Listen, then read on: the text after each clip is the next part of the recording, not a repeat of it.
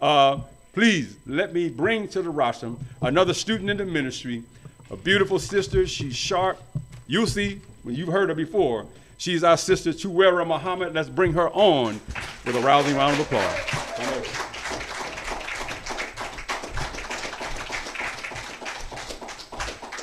Assalamu alaikum. Please give another round of applause for Brother Joseph and all that he shared. In the name of Allah, the Beneficent, the Merciful, I bear witness that there is no God but Allah. I thank Allah for his love and for his mercy, for giving to us the prophets and the scriptures as guiding lights for humanity. I'm grateful to Allah for coming to us in the person of Master Farad Muhammad and for raising up the Honorable Elijah Muhammad with wisdom, knowledge, and understanding of our condition, and for him raising up the Honorable Minister Louis Farrakhan with that same knowledge, wisdom, and understanding. And it is from these men that I'm able to even share these words of encouragement and guidance to you all today. I also want to thank Student Regional Minister Rodney Muhammad for allowing me to share these words with you today as well. And once again, Assalamu alaikum. The Most Honorable Elijah Muhammad, in his book, monumental book, How to Eat to Live, Book 1, published in 1972, said, "We live in a world commercializing on everything where money is involved, and this has accelerated the production of everything but human life in order to fulfill the demand with the people. This has caused many scientists to overlook the dangerous effects of chemicals in such fast production that has an impact on the health of the people." The Honorable Minister Louis Farrakhan, in his book, Torchlight for America, the chapter titled The Merchants of Death. This tremendous profit in promoting the death-like lifestyles that many of us lead, you may not believe it, but the leading promoters of our destructive lifestyles are promoted by the United States government, the Food and Drug Administration, and the medical community. In this last week's Final Call article entitled Chemicals in Everything from Nail Polish to Perfume, Hairspray May Trigger More Aggressive Breast Cancer, it states that breast cancer is the most common and deadly cancers worldwide, causing more than 42,000 deaths in the United States, particularly high among Black women. Only 5 to 10% are actually inherited, meaning most arise from environmental and lifestyle factors. So this is not a disease that is plaguing our community through genetics. It's based on the products we use, the environments that we're in. So we may think that to sustain a healthy body, all we need to do is watch what we eat. And this is a great place to start. However, common products that we absorb through the skin, like lotion, nail polish, hairsprays, these have been under a lens of scrutiny for the toxic chemicals that they contain and are now a root cause of severe health conditions that are plaguing our community. That's right. One study found that women in Denmark with highly exposure to phthalates used in nail polish, perfumes, and hairsprays had nearly double the risk of developing the most common type of breast cancer with estrogen receptors, positive breast cancer. That's what that means. Another study found that women who stopped using these phthalate-containing personal care products for only 28 days had lower levels of these chemicals. The study also showed that a reversal in the activity of cancer-related genes in breast tissue. So if we are mindful of what we're consuming in our bodies, what we're buying and purchasing, these are not diseases that we have to continuously suffer from. And in the same article, they give us tips to reduce the exposure to these phthalates. Number one being choose glass or stainless steel versus plastic containers that may contain PVC, vinyl, or labeled with recycling symbol number 3. do not heat plastic in microwaves or dishwashers. And the Honorable Elijah Muhammad told us to not even, and the Minister Louis Farrakhan told us to not even use microwaves because of the radiation that it gives. So you're killing your food by even putting it in such a contraption. Number 4 was opt for fresh, whole foods and avoid ultra-processed and packaged foods. Number 5 was use fragrance-free and phthalate-free personal care products, household cleaners, and other items. So while it is important to be a cautious consumer, using what you know to make the best decisions that you can when you're purchasing an item, it is becoming more and more difficult to avoid these chemicals at all costs. That's right. So however, pages 39 and 47 in How to Eat to Live, Book 2, the Honorable Elijah Muhammad says fast. It cleans impurities out of the blood and causes the body to eliminate the poison stored in it. Additionally, fast for 3 days and from that time to 9 days. These particles of food and poison that have accumulated will be eliminated. The blood is being cleansed of its impurities. They die and leave the person happy, enjoying the results of a healthy body, which is the greatest enjoyment we can have. So you may think that these expensive cancer treatments and establishments that they're putting all around our city is what's going to actually relieve you of these diseases and cancers, but he's telling us if we fast and discipline our bodies, we can prevent experiencing these types of diseases that we're being plagued with because of what we're choosing to buy and consume in our bodies. That's right. Fasting is free. So it's a better treatment, a more holistic treatment than radiation, chemotherapy. So moving on, now focusing on the root cause of the exposure to toxins in these products we have to look at the producers and the retailers of these products that are marketing to us specifically. In a Final Call article, it states the 2024 Retail Report Card by Environmental Health Research and Advocacy Group titled Toxic Free Future exposes some of the largest retailers of the United States and Canada for their failure to protect their consumers from toxic chemicals and plastics found in products and the packaging themselves. This is not a conspiracy theory. It is a true reality that is backed by research that we have to become aware of and respond to.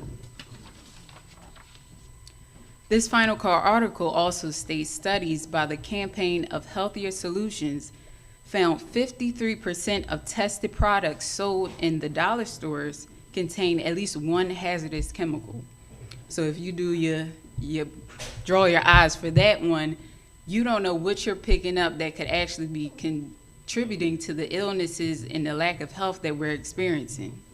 The program assistant for the campaign, sociologist Nona Chai, says this lends to the cycle of chemical injustice that disproportionately impacts marginalized communities. These larger dollar store chains like Dollar General, Family Dollar, Dollar Tree, and etc. operate with over 36,000 stores combined across the United States, which is more than even Walmart, and with combined annual sales totaling more than $60 billion. The Final Call asks why focusing on toxins in the dollar store chain's products was significant. And she responded and said dollar stores can be found in almost every part of the country, selling everything from canned goods to skincare products to children's toys, and at some of the lowest retail prices on the market. As a result, many low-income and non-white families rely on dollar stores as their only option to obtain various household necessities and desires within their budget. This is important because she says, however, the accessibility of dollar stores' cheap prices comes at the expensive cost of the customer's health. According to a 2023 study done at Tufts University School of Medicine, dollar stores are growing as a food retailer in the United States. That's right. The study found that households with more purchases at dollar stores are also tended to be in low income and headed by people of color. So they're marketing these products with all of these toxic chemicals to us that have not access to the funds to buy organic foods and products that are safer for us to use. But I want us to ask ourselves, have you ever wondered how a dollar store or Walmart are even able to keep their prices so low? It could be due to the low quality of ingredients and chemicals that are being used, but after doing further research, the New York Post article entitled U.S. Prison Labor Tied to Some of the World's Most Popular Food Brands by the Associated Press, and this was published in January 29, 2024. It says in a sweeping two-year investigation, the Associated Press found goods linked to United States prisoners wind up in the supply chain of a dizzying array of products, from Frosted Flakes, we know that's definitely in the dollar store, ballpark hot dogs, Golden Meadow flour, and Coca-Cola. They are on the shelves of supermarkets including Kroger's, Target, Aldi, and Whole Foods. And here are the takeaways from the Associated Press's investigation. It says people of color are disproportionately affected by this industrial complex of prison labor. The United States has a history of locking up more people than any other country. Currently, around 2 million in goods tied to prison labor have morphed into a massive multi-billion-dollar empire. So when we go to a store and just buy an item thinking that we're buying it because it's a low cost or that it's easy to get, we're not realizing what system we're really tying ourselves into and perpetuating. So the prisoners who help produce these goods are disproportionately people of color. Some are sentenced to hard labor and forced to work or face punishment and are sometimes paid pennies an hour or nothing at all. They are often excluded from protections guaranteed to any other full-time workers, even when they are seriously injured or even killed on the job. And it can be almost impossible to sue, end quote. The use of prison labor for access to low-wage workers by big corporations, this is considered legal because of the 13th Amendment, which the United States Constitution that outlaws slavery and involuntary labor except as punishment for a crime.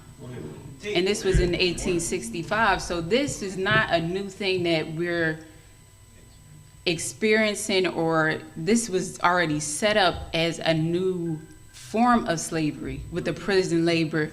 And so the fact that they use the cotton that we would pick and not pay us at all, we have to think, well, how is America now making its money? How is it operating its economy? And this is a major part of that.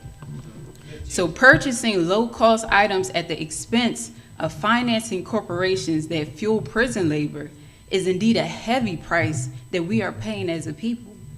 We have to ask ourselves, is the convenience even worth it? Being a people of consumers more than we produce forces us into a compromising position socially, economically, and even politically.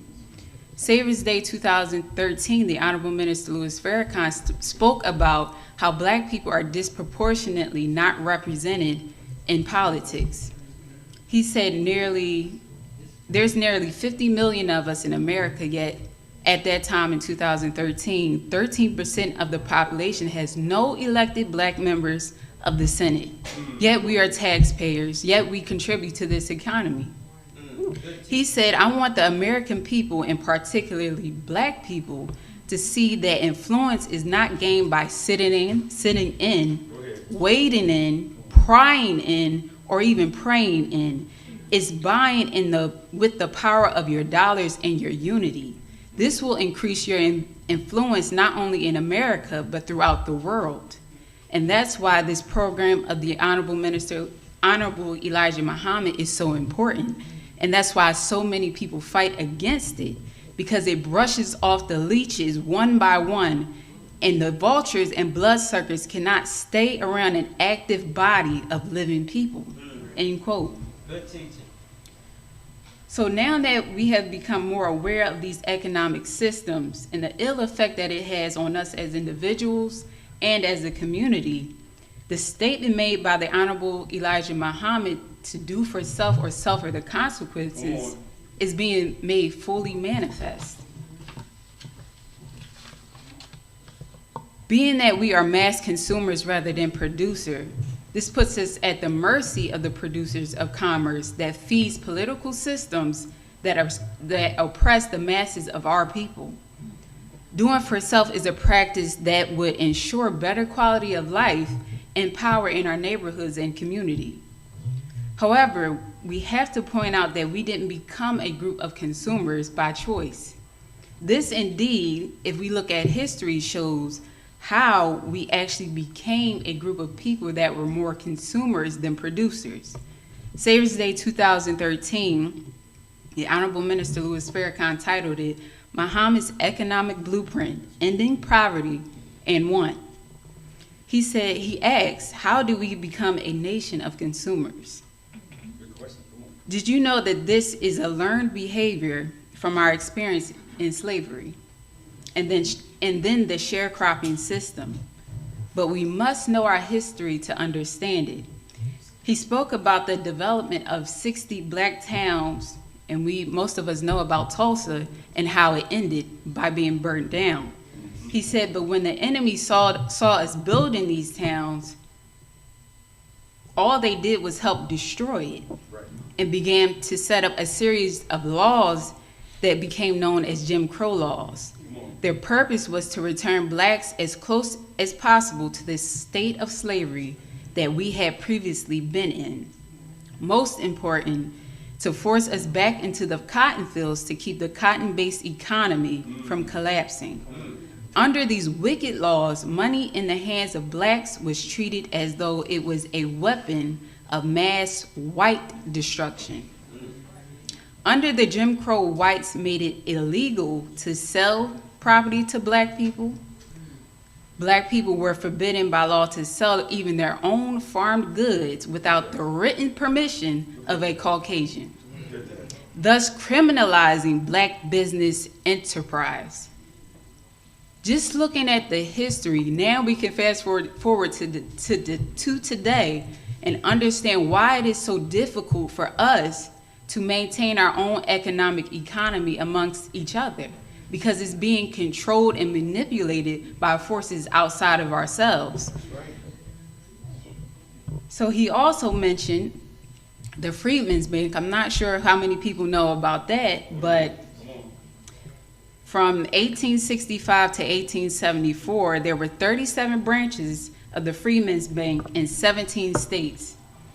Black Civil War veterans, farmers, churches, and charities all opened a total of 480,000 accounts with assets worth $4 million at that time.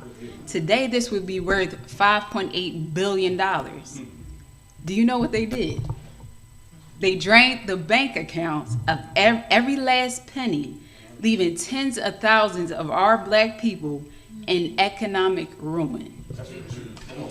So we now can see that as soon as we get our money, our paycheck, we go spend it. There's a history. We're not rewarded for even saving our money. That's being preyed upon. So he said the American dream is built on a black nightmare. So we ran away from economics because all of the abuse and barriers of the marketplace that forced us out of the realm. And every immigrant group finds its way nestled into the black community to take from us whatever they need to build their own communities, exalt themselves in the fabric of America, so all of them will fight against anybody who comes to us with an economic plan that would wrest the control of the black dollar back into our hands. Come on. Did you know that in 2016, 6 cents of every dollar if we spent with a black business, according to one study by the Gazelle Index, if we double that to 12 cents, that alone would create 600,000 additional jobs for black workers. That's tied to another issue that we all experience with unemployment. 300,000 black women were recently laid off from their corporate jobs this year alone. So this would reduce black unemployment rate more than 3 points, and that was at that time in 2013. So it is important to understand our habits and where they originated from. Once we have the root cause of an issue, we're able to make a conscious decision to change course. Looking into the history of our time in America will instantly open our eyes to how we got to this miserable position in society that we're in. In closing, before we spend our money, ask yourself these 3 questions. Number 1, is this purchase a want or a necessity? Number 2, does this product contain any harmful chemicals that will negatively impact my health? Number 3, does this business or corporation I am patronizing or purchasing from negatively impact or advocate against the progress of myself and my people? Go ahead. So ask yourself these 3 questions before, praise be to Allah, before you take out your hard-earned money and give it to somebody that is working against you. So I hope that what we have shared today will make you reconsider every purchase that you make with the lens of discernment. Thank you so much for listening. Assalamu alaikum.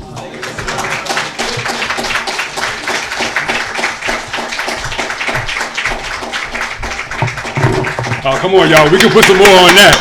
All praises due to Allah. Our sister, student in the ministry, Sister Chuwera Muhammad. Beautiful, beautiful.